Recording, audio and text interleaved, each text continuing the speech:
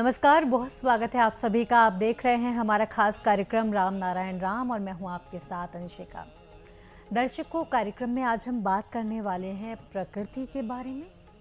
प्रकृति स्वयं एक हमारे लिए डॉक्टर है। अगर हम समझें, अगर हम जाने प्रकृति को, तो प्रकृति में हर वो चीज़ उपलब्ध होती है जो हमारे लिए सही है, जो हमारी बीमारी में भी काम आती है, जो हमारे शरीर को स्वस्थ रखने में मदद करती है। तो प्रकृति डॉक्टर कैसे है, इस पर हम डिटेल में चर्चा करेंगे कि आखिरकार अगर हम समझें जड़ से लेकर के तने तक, फूल तक, प्रकृति में हर एक चीज़, अगर हम पेड़ की बात कर लें, हर चीज़ काम की होती है। इसको डिटेल में समझेंगे और इसके लिए हमारे साथ उपस्थित हैं शंकर सरकार जी, संतान दल के प्रेसिडेंट, और उनके साथ हमारे एक बहुत खास मेहमान संगीता मुखर्जी जी। बहुत बहुत स्वागत है दोनों का। राम नारायण। राम। चलिए कार्यक्रम की शुरुआत करते हैं। प्रेसिडेंट, आपसे शुरुआत करना चाहूँगी, ये जो विषय है आज का कि प्रकृति डॉक्टर है, इसके बारे में कुछ बताइए। पहले बताएंगे प्रकृति कहाँ से आया, प्रकृति है कहाँ। सबका सृष्टि आसमान से हुआ, स्टेप बाय स्टेप, और वो प्रकृति उसको ट्रीटमेंट करती है, सजा देती है, पनिशमेंट देती है। प्रकृति उसको जीने के लिए मदद करती है, प्रकृति उसको नर्सिंग करती है, प्रकृति डॉक्टरी करती है। जिसका जैसा जैसा बीमारी होगा वो उसका उस तरीक़े से बीमारी का माफिक उसको आधार का अनुसार अनुपाते उनको डॉक्टर का काम वो खुद करता है। तो उसमें डॉक्टर 4 है। जैसा कोई भी हॉस्पिटल में एक बड़ा ऑपरेशन करना पड़ता है तो मिनिमम 4 डॉक्टर होना चाहिए। तो वो डॉक्टर हमारा सूरज है, दूसरा डॉक्टर है हमारा हवा, पवन भी हमारा डॉक्टर है, मेरा पानी भी डॉक्टर है, और मेरा धरती। ये चारों चीज आसमान से पैदा हुआ, सृष्टि हुआ, लेकिन वो हमारा असली डॉक्टर है। उसको खुश रखना, उसको इज्जत देना, उसको याद करना, उसका बात समझाना, खुद को समझाना चाहिए, समझना चाहिए ये वो क्या डायरेक्शन हमको देती है। वो डायरेक्शन थ्रू विवेक हमको मिल रहा है। थ्रू विवेक को प्रकृति का जो डायरेक्शन है वो हमको फॉलोअप करना चाहिए। तो इसलिए प्रकृति हमारा सेवक है, प्रकृति हमारा माता भी है, आसमान हमारा पिता है, और आसमान से ही हमारा माता आया है, और आसमान से ही हमारा माता आसमान का गोद में है। मतलब एक तरफ आसमान मेरा पिता है और माता आसमान से पैदा हुआ, सृष्टि हुआ, आसमान का कारण से हुआ, वही पैदा किया, सृष्टि किया, और आसमान में मेरा माता, आदि अनादि माता, वो आसमान में विराजमान है। वो कौन है? मेरा धरती। वो माता धरती से भी दूसरा माता जन्म लिया, वो है हमारा धरती। फिर वो धरती से मनुष्य को, हर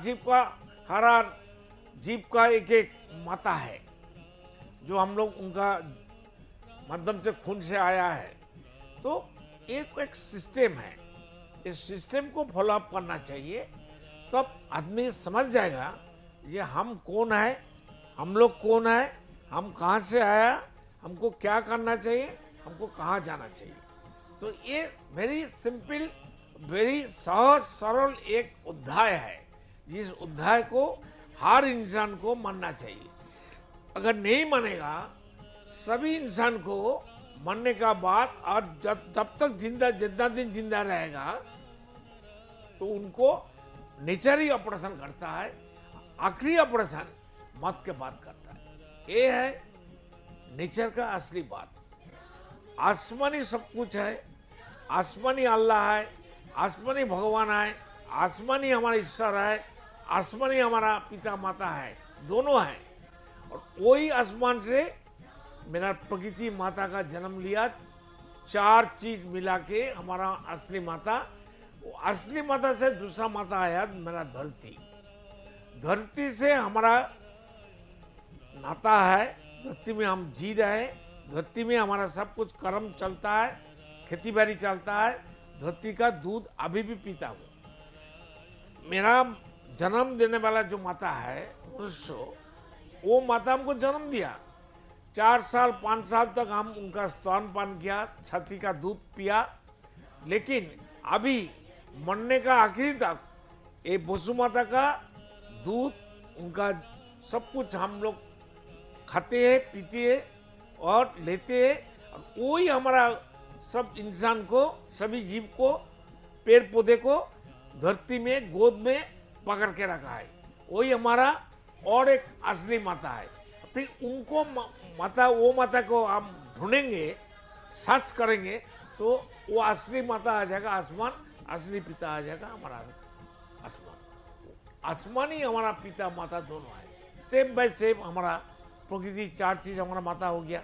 वो माता से धरती हमारा माता हो गया, धरती माता से हमारा जो जन्म लिया जिस माता से, वो हमारा भी माता हो गया।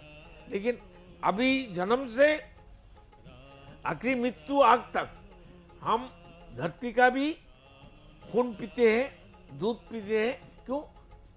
धरती से पेड़ पौधे का पैदा हुआ, सृष्टि हुआ।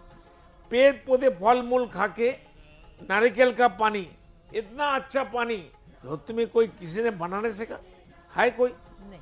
ये इतना अच्छा पानी, food value including all the material, mineral और स्वीट, टेस्टी, इतना नारिकेल का पानी धरती का कोई इंसान बनाने सकेगा? बड़ा बड़ा साइंटिस्ट का बात कर रहा है। तो साइंटिस्ट कुछ नहीं बनाया, कुछ नहीं सृष्टि किया, चाहे साइंटिस्ट हो, विज्ञानी हो, वो लोग असेंबली किया है। प्रकृति भी हमारा सेवक है, प्रकृति असली डॉक्टर है, ये हमारा कहने का है। समझ गया ना? तो इसलिए इसके बारे में 800 करोड़ आदमी को चिंतन करना चाहिए। क्यों? 800 करोड़ आदमी को फुल राइट, इंसान जो कुछ कर सकता है, सब कुछ कर सकता है, उनका राइट है।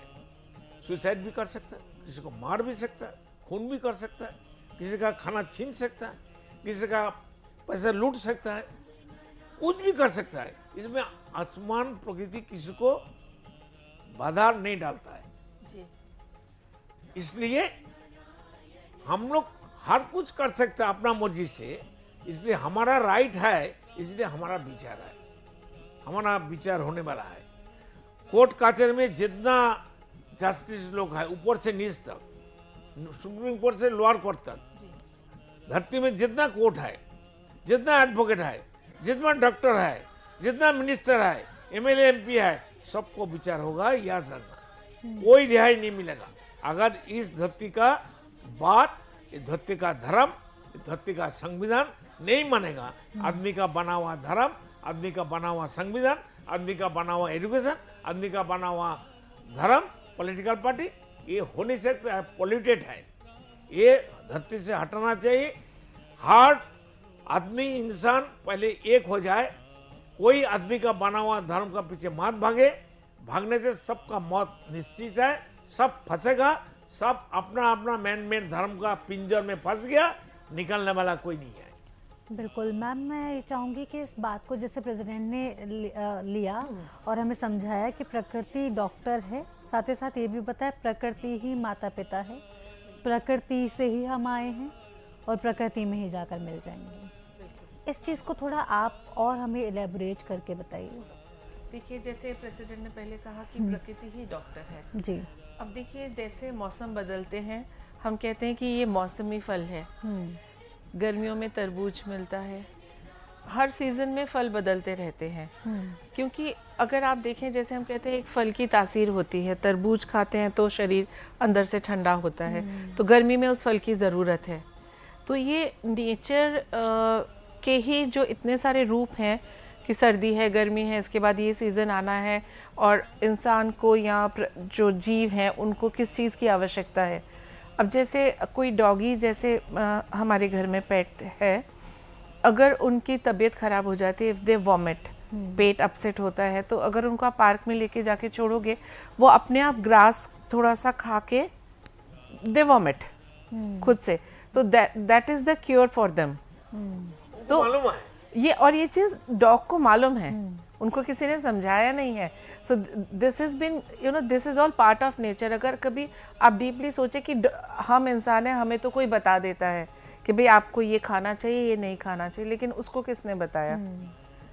सो द नेचर की पावर बहुत स्ट्रांग है, नेचर की जितनी भी क्रिएशन है, सृष्टि का हर जीव कोई फाउल नहीं करता है, ओनली फाउल करता है इंसान, मनुष्य, आदमी। ये आदमी का दुश्मन है। बिल्कुल आदमी का सबसे बड़ा धरती का खुद का दुश्मन है। सबसे बड़ी बात तो ये है, सबसे बड़ी बात है कि वो खुद का दुश्मन है। कब जागृत होगा भाई? तुम बता, तुम तो माता है। एक्चुअली क्या है कि जैसे हमने पहले एपिसोड्स में भी डिस्कस करा है कि मानव जो एक इंसान बनाया है प्रकृति ने, जितने जीव जंतु पेड़ पौधों के बीच में इंसान को भी बनाया है, उनको जो एक अलग से पावर दी गई है चिंतन की, और चिंतन के ऊपर डिसीजन लेके उसके ऊपर क्या कहते हैं उसको, डिसीजन लेना। चिंतन आता है, चिंतन हम लोग खुद करते हैं, डिसीजन भी हम लेते हैं। दोनों, हाँ डिसीजन हम लेते हैं, बीच में विवेक घुसता है। विवेक बिल्कुल। बोलता है मत करो, नहीं करना चाहिए, अभी बैठ जाओ, अभी नहीं करना चाहिए, लेकिन हम सुनता नहीं है। विवेक मेरा ईश्वर है, अल्लाह है, जी। खुदा है, गॉड है। विवेक हमारा आसमान है, विवेक की नेचर है। तो हम किसी का बात नहीं सुनते, अपना मर्जी का बात सुनते हैं। मरते हैं, आदमी मरेगा। जी बिल्कुल। तो इसीलिए मतलब कहीं ना कहीं जहाँ भी हमारी क्रिएशन हुई है नेचर में, वो भी हमें क्रिएट करके यही सोच रहा होगा कि इनको ये अलग से जो मैंने एक पावर दी विद आइडिया, इंसान को जो राइट मिला, वही चिंतन का और सिद्धांत लेने का। वो प्रॉपर एक्सरसाइज नहीं करते हैं इंसान, बिल्कुल प्रॉपर एक्सरसाइज करते हैं सभी जीव जंतु, पेड़ पौधे। सूरज का हिम्मत है। हमारा माफिक 1 घंटा नींद जाएंगे, थोड़ा आराम करेंगे, सिगरेट पियेंगे, दारू पियेंगे, थोड़ा गप करेंगे, थोड़ा प्रेम करेंगे, मेरा जनानी से, मेरा बेटी से, मेरा बच्चा से। हवा का हिम्मत है ऐसा करने का? पानी करेगा, धरती करेगा, इंसान करते हैं। कोई जीव, पेड़ पौधे, कोई प्राणी नहीं करता है, ओनली इंसान। इंसान का दुश्मन है, वो सबसे पोल्यूटेड है और सब जानबूझ के करता है। ये बंद होना चाहिए, आदमी को जागृत होना चाहिए। सब तो जी भगवान के पीछे भगाता है, खुद भगवान है, सब इंसान भगवान का जरिया है, प्रकृति का जरिया है, आसमान का जरिया है, फिर भगवान का पीछे भागता है। तो प्रेसिडेंट, क्या आप अपने बच्चों से, आप अपने परिवार से आप प्रेम नहीं करते? करते हैं। बिल्कुल करते हैं। इसका मतलब क्या है? उसको दारू पिलाएंगे, खुद जो पीता है, नहीं जो दारू पीने वाला है, हाँ। वो बच्चे को, पोता को दारू नहीं पिलाता है। नहीं नहीं, ऐसा तो कोई नहीं करता। तो वो क्यों पीता है? कौन? इंसान क्यों पीता है? पिता माता जी जी। घर का हर आधुनिक यूरोप कंट्री में जाइए, हम तो घूम के आया, वहाँ जाना नहीं, बच्चा बेटा सब मिलकर दारू पीता है एक तो जगह। वो वहाँ का पंजाब में कल्चर होता है, यहाँ पर तो पंजाब का हालत देखिए ना। अभी तो आम पार्टी का राजत्व आया, देश को बर्बाद कर दिया आम पार्टी अच्छा ने। अच्छा चोर है, डाकू है, अच्छा। वो शिक्षित एजुकेटेड चोर है, वो कैसे जेल से बाहर आ गया? ज्यादा डेंजरस होते हैं। एजुकेटेड जो चोर डाकू होता है ना, पीक पॉकेट वाला होता है, वो बहुत खतरनाक होता है धरती के लिए, उसको गोली करके मारना चाहिए। नाथूराम गॉड महात्मा गांधी को मार दिया, ये लोग को क्यों नहीं मरता है? कोई नाथूराम और नहीं है, पैदा नहीं हुआ, तो मेरे को करना पड़ेगा, मैं करूंगा। हमारा फौज है, संत अंदर करेगा। तो जैसा हम डिस्कस कर रहे थे कि नेचर की पावर बहुत ज़्यादा है, और ये जो इंसान को एक स्पेशल पावर देके जो भेजा गया है, उसका हम हर एक इंसान ने सही इस्तेमाल नहीं किया। उसको क्या किया उन्होंने, अपने छोटे छोटे पर्सनल इंटरेस्ट के लिए यूज़ किया। लेकिन अगर उनको थोड़ा सा हम सोचते कि हमें इससे बेटर एक ब्रॉडर वे में इसको हम यूज़ करते तो शायद सोसाइटी बहुत अलग तरह की होती। एक चीज देखिए, मर्सिडीज गाड़ी हो, कोई अच्छा गाड़ी हो, जी जो खरीदता है पहले वो ड्राइवर को बाएं तरफ रखता है, ड्राइवर को बाएं तरफ रख के खुद गाड़ी चलाता है। वो कभी जानबूझ के वो गाड़ी को किसी के धक्का मारता है? नहीं। क्यों मारता है? उसको मालूम है हमारा बहुत कीमती गाड़ी है, तो उसका शरीर कीमती नहीं है। हमारा उनका जो इंसान है उनका शरीर कीमती नहीं है, उनका गाड़ी कीमती है। उसको रक्षा के लिए उनका दिमाग काम करता है, स्टीयरिंग ठीक से चलाता है, एक्सीलरेटर ठीक से दबाता है, ब्रेक ठीक से दबाता है। अरे हमारा शरीर जिंदा मंदिर है, जिंदा एक जान है। मटेरियलिस्टिक चीज़ों के पीछे हम ज़्यादा भाग रहे हैं। मैं आपको एक बात बताती हूँ, जैसे बहुत सिंपल सी बात है कि ओल्ड होम की जो संख्या बढ़ती जा रही है, वाई रीज़न क्या है? यही है कि हमारे अंदर के जो संस्कार है ख़त्म हो चुके हैं, हम अपनी ड्यूटीज़ को पूरा नहीं करते, और वही माता पिता का जब देहांत हो जाता है तब वहाँ पे 1000 लोगों को बुला के, पंडितों को बुला के चंदन की लकड़ी पे जलाना, शो ऑफ तो करना है, बट अगर उसमें से अगर हमने 10% भी केयर उस इंसान के ज़िंदा रहते हुए की होती तो चीज़ें बहुत अलग होती। तो जो नेचर ने हमें अलग से पावर दी कोई है, इंसान का मौत होने के बाद जो क्रियाक्रम और सत्य शांति करती है, दान करती है, वो पिता माता बुजुर्ग लोग जिंदा रहते हैं, करना चाहिए। बोलो, वही तो मैंने कहा कि खुल के बोलो ना। उसका 10% भी अगर हम उनके ध्यान रखने में, आज का लाइफस्टाइल बहुत बिजी है, हम भी मानते हैं कि लोगों के पास टाइम नहीं है, लेकिन वापस आने के बाद आपको पार्टी करने का टाइम है, गॉसिप करने का टाइम है, पर जैसे ही बारी आती है कि घर आके अपने ओल्ड पेरेंट्स को थोड़ा टाइम हमें देना चाहिए, उसी वक्त हमारे पास टाइम की कमी हो जाती है, टाइम नहीं होता। ये आजकल का कल्चर हो गया है। ये मैं किसी को अलग से ब्लेम नहीं कर रही, हमारी सोसाइटी में मैं भी हूँ। तो शायद कहीं ना कहीं हम या अपने बच्चों को सही ट्रेनिंग नहीं दे पाए हैं कि हमने उनको इतना न्यूक्लियर फैमिली में रख के सेल्फ सेंटर्ड बना दिया है। तो ये जो न्यूक्लियर फैमिली का कॉन्सेप्ट है, इसी को हटाना होगा। अगर हम, जैसे प्रेसिडेंट कहते हैं कि हमारा परिवार 800 करोड़ लोगों का है, 800 करोड़ तो छोड़ दो, हम तो अपने घर में ही अलग अलग परिवार बनाए बैठे हैं। बिल्कुल मैम, और इस पर हम ना चर्चा आगे जारी रखेंगे। फिलहाल वक्त हो चला है, हमारे पास लिमिटेड टाइम होता है, तो इस एपिसोड में वक्त हो चला है विदा लेने का। आप दोनों का बहुत बहुत धन्यवाद हमसे जुड़ने के लिए। राम राम नारायण। नारायण। दर्शकों, आज के इस एपिसोड में इतना ही। आज के एपिसोड में हमने जाना है, समझा है कि एक जो संतान दल है वो एक पूरा परिवार है और सबको लेकर के चलता है, और जो आज हम अलग अलग हो रहे हैं, कहीं उसकी वजह से ही तो नहीं, हमारे परिवार में, हमारे समाजों में जो एक दूरी आ रही है वो आ रही हो। कहीं ऐसा तो नहीं कि हम ज़्यादा ही सेल्फ सेंटर्ड हो रहे हैं। एक बार सोचने की ज़रूरत हम सभी को बहुत ज़्यादा है। इसी के साथ मैं लेती हूँ आपसे आज्ञा। आप इस पर विचार ज़रूर कीजिएगा। फिर आपसे होगी मुलाकात, तब तक के लिए नमस्कार। आप देख रहे हैं हमारा खास कार्यक्रम राम नारायण राम शंकर सरकार जी के साथ राम नारायण रामशाह। यह एक महाध्वनि और बीज मंत्र है। यह सभी समस्या का संपूर्ण समाधान है। आप लोग इन्हें अपना के देखिए, मन और दिल में क्या प्राप्त हो रहा है। इस कार्यक्रम का विशेष उद्देश्य इसका प्रचार और प्रसार के साथ ही प्रत्येक मनुष्य की मुक्ति का मार्गदर्शन है, और यह आपके दिल की बात है। इस मार्ग पर पुण्य और मुक्ति निश्चित है। इस कार्यक्रम के माध्यम से संतान दल द्वारा चलाए जा रहे श्रेष्ठ सेवाओं से जुड़कर सबके कल्याण के लिए इस नेक कार्य का हिस्सा बन सकते हैं, और वृद्धाश्रम, गौशाला, गरीब और वंचित बच्चों की शिक्षा का भी सहयोग और समर्थन कर सकते हैं। संतान दल सबका एक ही परिवार है। अकाउंट नेम संतान दल, account number 266505000657, IFSC code ICIC 000265। पूरी तरह जानने के लिए आप संस्था के फोन नंबर पर संपर्क कर सकते हैं। Phone number 6291342066, 9836073503। Email ID santandal1960@gmail.com।